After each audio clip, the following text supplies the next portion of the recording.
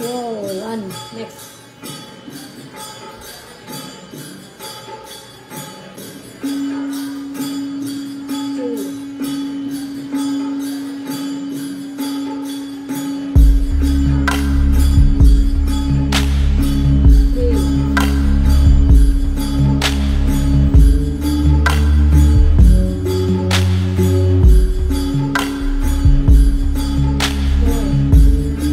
आता आपण बघितलं नित्यानी मनाच्या शक्तीने ह्या स्ट्रॉ झालेल्या आहेत. वाऱ्याने नाही, नाकाच्या वाऱ्याने नाही, कशाने नाही, मनाच्या शक्तीने.